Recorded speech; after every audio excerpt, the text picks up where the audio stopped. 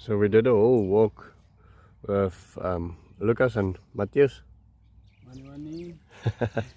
and on what to do in Damien's forest. So most of our plants is now in Damien's forest will be covered with pumpkins soon, but we do have a huge bean harvest coming up, so we'll have to look at that.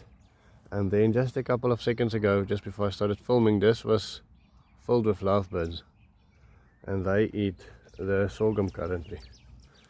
So we need to find the best time to harvest the sorghum. I think the best would be to wait for the sun to dry it out a little bit.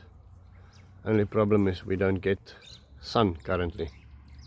So this is a part of Damien's forest. Damien's forest is separated from the friendly forest by this little creek here that runs into a dam there. No, doesn't look like it now. But Lukas planted pumpkins here, everywhere there, and all the stakes over here. And then in order to increase his productivity, he planted onions all the way over here. Now I'm not sure whether those onions will ever see the light of day, because why the pumpkins might overgrow them, but they might keep the pest off the pumpkins. So this will be a very interesting, strange combination. Shelley said she'll cook some beans today. Lukas will be harvesting cowpeas. We call it beans, but it's actually a cowpea or a black-eyed pea. Harvesting buckets full of those, and probably make some sort of bean soup from that. Good morning. So we start today with our job. So we are still working. So yes, Thomas is busy. We are still busy.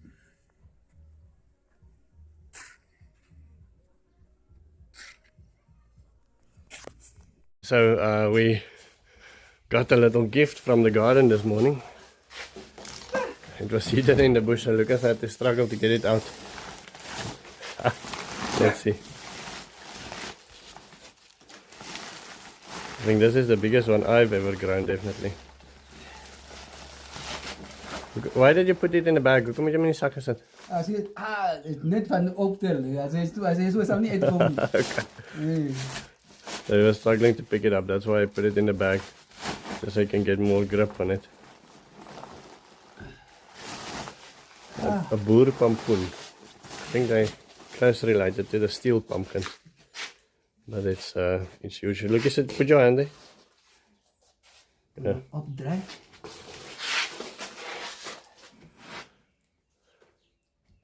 Very nice. Lekker. The kids are on their Easter break, and Beshy obviously found water if he's barking like that. And so need to keep them off devices.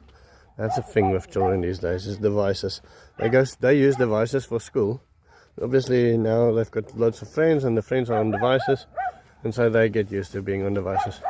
So they have a little job today. Mika, show me. They need to gather these little guys for me. Donna, did you put clean water in there, or was it dirty? Clean. Was it clean water? Okay, so the yellowness from the water comes from these guys excreting from their tummies and from their mouths, and so there's a yellow substance that they excrete. Ben, show us how you catch it. You can grab it by the leg, then it's less gross, by one of the back legs. No man, who's the fastest? Okay, you grab it, you just chuck it in the water, and then in the perfect world we will drown them, have all that yellow get out, maybe wash them a couple of times, dry them, and then feed them either to the pigs or to the chickens. That will do two things. It will lessen our load of them next year or the next time they come around, and it will feed our pigs or our chickens some free protein, which would be nice. So pest then becomes nice free food. Okay, and then Beshy asked me to show him our system. Now this is a Lux power inverter that goes through a Jinko solar battery. Now to double my system, I think the best would be to just get an extra battery. This is the brand or the specs of the battery. Let me see if I can get anything closer there. Capacity 100 amp hours or 12 kilowatt hours. Then this is our geyser that we're currently pulling from there. It should have been a solar geyser or some sort of other geyser right from the beginning. Solar in general is quite, unless you spend a lot of money and you put up a proper system, solar in general is something that you actively have to manage. I spoke to the people at Megatech. They say we can put maximum 2 more panels on the system on that one input. The inverter has got 2 inputs, but each one can only accept a certain amount of energy coming in that size inverter. And it doesn't make sense connecting a second output, because where will you put the channel, the solar panels?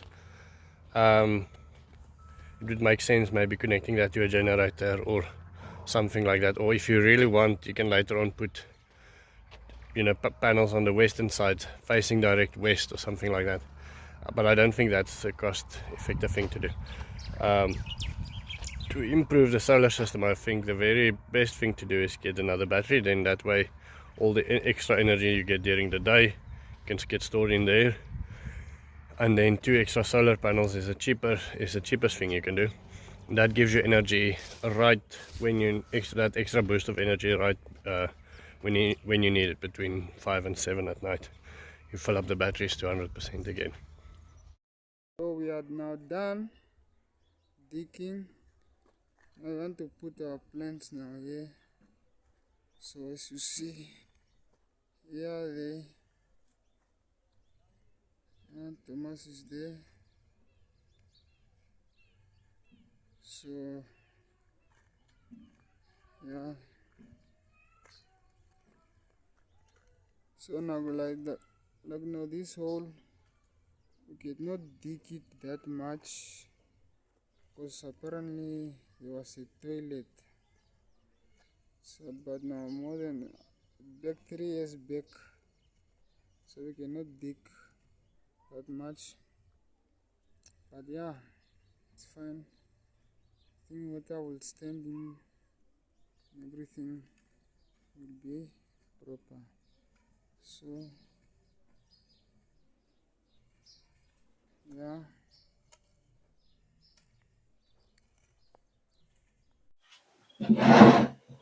Right, so quickly want to interview Matthew, but before I do that, I want to talk to you about 2 things.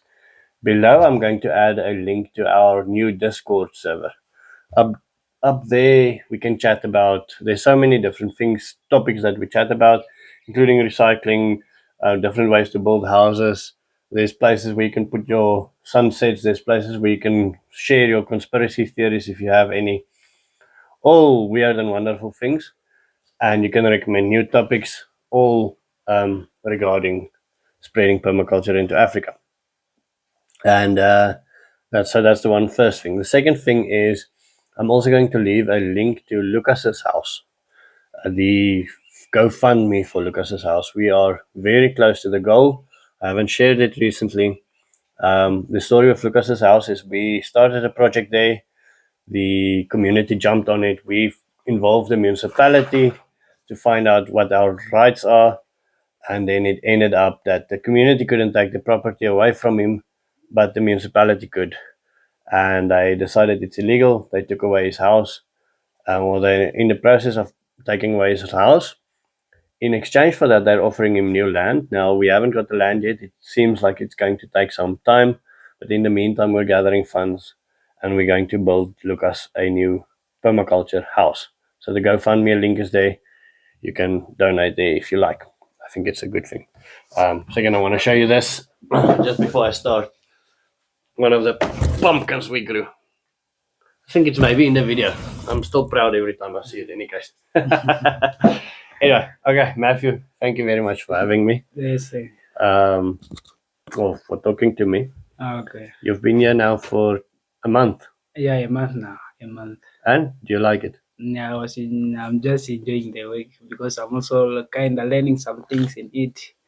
Yeah, like it's also like learning on agriculture, like planting, how to water the plants, how to put more manure on the plants.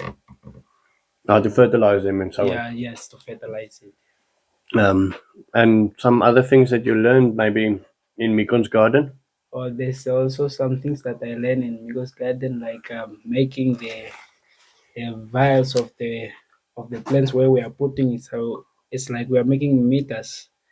Like from here to here is the 35.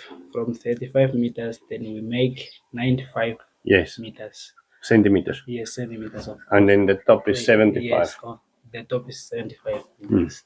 Okay, and then you learned planting? Yes, we also learn planting is like we are doing like this. Yeah. Yes, like this and like this, because we plant onions and spinach, spinach, and what is the other? Okra. Yeah, okra. Yeah. And beetroots? Yeah, beetroots also. Yeah. And tell me, so then there's different onions. There's red onions and white onions, I think. Yeah, there was also red onions, but those ones we not use them because they were finished. Oh, really? Yeah, we only use the normal ones. Okay. Yes. And before you arrived here, did you know anything about gardening?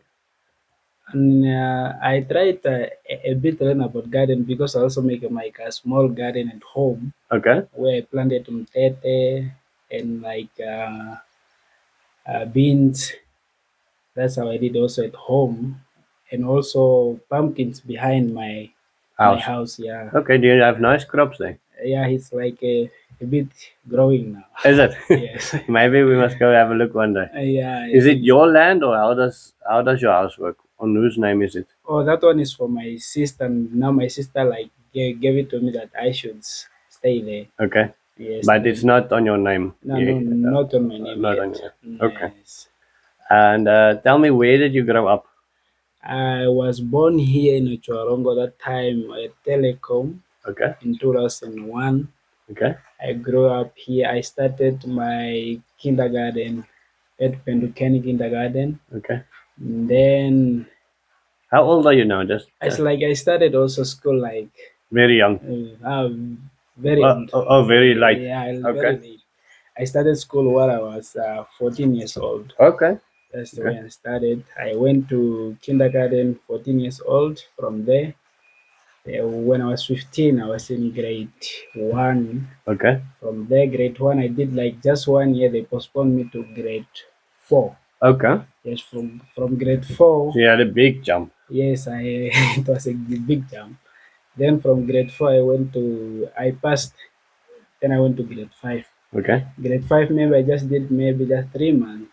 Then they took me again to grade 7. Okay. Yes, that was 2017. While I was in grade 7. Then I did that year in grade 7 until the last. So 2018, I went to grade 9 at Monica Secondary School. I did grade 9. I went up to grade 10. That's where I ended. Grade 10? In grade 10, yes. Okay. No, but you read pretty okay and you speak English very well. Yes.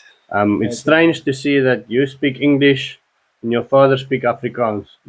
So if I walk with the two of you, I need to speak Afrikaans to him and English to you. Yes. Otherwise, we're not talking the same language. Yeah, yes. Hold on 1 second. Mika, I'm just quickly busy. Just keep the phone away from me. Okay. I just need to call that guy back. Okay, but I think you're doing well. Tell me quickly, did you get your land? Not yet. I applied at municipality like last week. Okay. I went there to apply for a land. So they gave me the form. I was filling it. So they gave me the due date apparently if because there's lands that they are going to give on the on the upcoming month, which is May. May. Yeah, so maybe they're going to give lengths, so they are going to call each and everyone that applies forms, Okay. so that they can go get their lengths. Okay. Yeah. Yeah, and then update on Lukas as well. So our original plan was to give Lukas land and to put it on his name, because Lukas doesn't have an ID. Now that he wants his own land and he doesn't want the land of his sister anymore, we are now working on Lukas's ID, and then from there on, we'll go over to get him some land. It is all paperwork and time, but we will definitely get there eventually. Right. Thank you, Matthias. Yeah, thank you, sir. I really appreciate it. Thank you, thank you. See you a bit later. Aiwa.